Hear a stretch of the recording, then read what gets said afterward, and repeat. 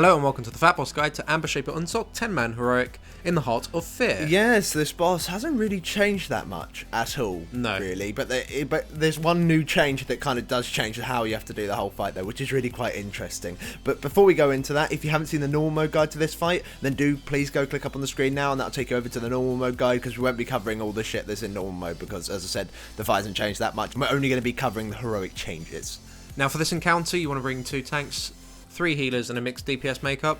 You can bring an additional tank used for a separate tactic that we'll talk about in a moment, but if you're going to use this tactic and if you're going to cover what's going on screen now, then you want to bring 2 tanks, 3 healers and a mixed DPS makeup. Now we're going to go through the boss phase by phase, and of course we're going to be starting off with phase 1. Now the boss still has all of the same abilities that he has. He still has the Amber Scalpel, which spawns 4 ads each. Now the ads have changed slightly. Now when the ads die, the pool spawns like normal. However, after 30 seconds, these pools get soaked back up and turn straight back into the ad. That when you kill it, it'll turn into another pool, and then that will turn into another ad. So the ads do stay forever unless they're eaten by a construct, and this is basically how the whole fight has changed, and we're going to cover how you need to deal with that in a moment. Also, the parasitic growth is still here, like it was on normal mode. One note for this, it's a little bit more important on heroic that you do actually don't heal the shit out of it. Using things like beacon really helps, because beacon won't make the stack a lot higher on it, and shields are really nice for it generally, so bring a disc if you have that possibility, and discs are OP as fuck anyway, so yeah. Bring a disc. And Reshape Life, of course, you know, the thing that turns you into the construct, that is still only on the tanks for this phase. Now, what you really need to do is the same thing as you did on normal. It is very, very simple, but it's all to do with you have to eat these pools, because otherwise you're going to be swamped with ads and it'll just get messy. So making sure that these pools are eaten is how the fight really progresses. Well, you have to remember, when you do eat a pool as an amber construct, it does increase your health by a lot, and it also does heal you for that health, so it's important that you don't really bother DPSing the amber constructs until they have eaten the amount of pools that you decided to eat. We recommend that you do 4, because the boss will usually do 1 beam for the duration of which you want to be inside an amber construct, which is 4 ads, because it's 4 ads per beam, which is 4 pools. So you want to make sure that you eat up the 4 pools, and then you just go back on the boss, and people should then free you before the other beam and the other Reshape Life comes in. Exactly, and this is pretty much the magic number throughout the fight, the 4 pools in pretty much all the phases apart from the 3rd. So as soon as you get constructed, go hit those 4 pools and then go straight back on the boss and then continue like normal. Now at 70%, phase 2 will start just as like it does on normal, and the Amber Monstrosity will spawn, and Amber Shaper will still have the 99% damage reduction on him, so you don't really need to worry about him at the moment. And this is where the fight becomes very open. There's loads of different tactics and people do this loads of different ways, and we're going to talk about what's going on screen first.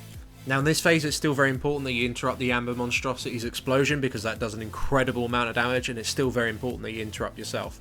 But this phase generally hasn't changed, it's still the same, but because of the way that you need to eat the pools, it's changed the fight a bit. And because of the last phase is a bit crazy, you kind of need to stack not only your debuff on the Monstrosity, but you also need to stack your debuff on Amber Shaper. Yeah.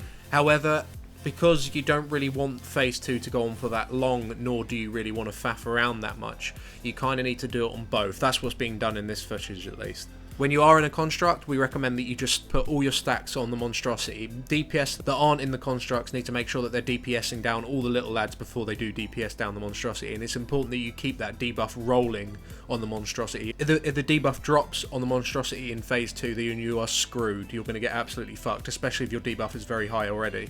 So it's important that you keep that buff rolling, it's important that you interrupt yourself, and it's important that you interrupt the boss. And that's more or less it, just keep soaking up the ads. However, once the Monstrosity reaches, I don't know, like 20%, you want to quickly switch and put all of your stacks on top of the boss instead, the main boss, Amber Shaper. So then when you go into the last phase, he already has those damage increasing debuffs on him in the last phase, and you want to keep those rolling.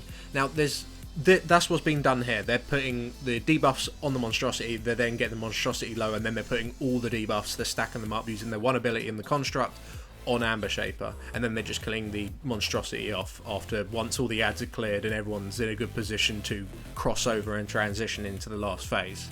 However, there is another way of doing it. Now this is a 3 tank tactic. Now we haven't got footage for this, but hopefully my explanation will be wonderful and you'll understand. In phase 1 you will be having 3 tanks with you, and with the Amber Scalpel, with the living ambers, you will be killing the living ambers, but it's you won't be eating the pools just yet. Now, once your third tank, whoever you want to designate to be inside the construct, and he will be in it for the rest of the fight, once he's become reshaped, he will just constantly stack on Unsock. And this happens throughout phase 2 as well. He will always be eating up all of the pools to stay inside that construct for the duration of the whole fight. Now this just makes it so it's kind of like normal mode. So once someone else gets reshaped in phase 2, they will make it so they interrupt the Amber Monstrosity, stack on him, and then get brought out very quickly, because they don't need to eat, because the tank construct will be eating up all the living Amber pools, so you won't be swamped, because that's happening. And of course that means as soon as you go into phase 3, Unsock's going to have a fucking ridiculous stack on him. There isn't really a downside to this sort of tactic. It does work really well. Of course, you won't have one extra DPS, but having this huge debuff on Unsock is absolutely amazing going into phase 3. So just to summarise, you have the Amber Construct, who is a tank, constantly stacking on Unsock throughout the fight, and then just eating as many pools as he needs to stay inside, and this is just a tank. And then anyone who else who's reshaped in phase 2 will interrupt the monstrosity and get broken out just like they would do on normal mode. And just to make it completely clear, you don't want to make it the first person who gets reshaped in the entire encounter to do it, because there won't be enough beams up and that guy will run out of willpower. You want it to be like the second person, or maybe even the third if you want to play really, really safe. You can even do it just on the transition. Or even on the transition, yeah. Just have one person stay in it for the rest of the encounter. But we'd recommend doing it in phase 1 just to get those extra stacks.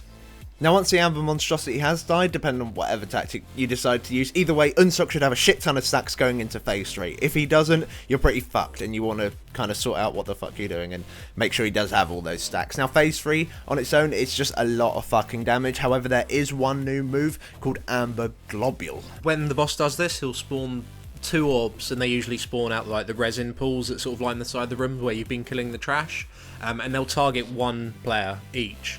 They'll fixate on that player. Now, they kind of work like the orbs off Ascendant Council in Bastion of Twilight, if you can remember that far back, where essentially if they reach a player, they'll explode for 600k and just wipe everyone. However, they also kind of work like the Sinestra orbs, because, I mean, if you remember on Sinestra the way that you kite the orbs, where you make them cross over? Yeah. If you make these orbs cross over, they despawn. Yeah. If they touch each other, they despawn, and that's the way that you counter them. So if you've been targeted and your other person's been targeted, you want to move over towards them and meet so that the orbs cross over, but make sure that you don't run into your own. Yeah, otherwise it's yeah, you're fucked. But that's all it is in the last phase. Make sure you're dealing with those orbs. However, if the stacks on the boss are high enough, especially if you're using the 3-tank tactic, you might not even get any orbs. Yeah. The boss might actually die that quick. And even if the orbs do spawn and the boss is going down at ridiculous speed, just run with them. Hopefully you're not melee. If you're melee, you're kind of fucked. But hopefully you're a ranged DPS like a hunter or someone who can do a lot of damage on the move. If you get that, then you can just kite them as you run around. They're not going too fast. You can move away from them, and you can even cast then move, as long as you stay a certain amount of range away from them. So yeah, the boss should die really, really quickly in this phase. The amber globules are kind of not even worth looking at, to be honest. The boss should die before they become an issue. So to summarise the fight, it's kind of hard to do really, because it depends on what tactic you use, but essentially it's all about the stacks on the boss. The more stacks you can put on him, the easier it will become in the phase. I mean, it's kind of pushing it in phase 2 sometimes. You might get to a point where there's so many stacks on Amber Shaper, but there isn't enough on the Monstrosity, and the Rage just taking too much damage, and you're reaching Rage timers and stuff like that. But eventually, with a bit of playing and a bit of balancing and doing what you feel is right for your raid team, eventually you will get it. Yeah, it's not it will that be difficult. fine. Just make sure you eat those bloody pools as well. Otherwise you'll be swamped, which is bad.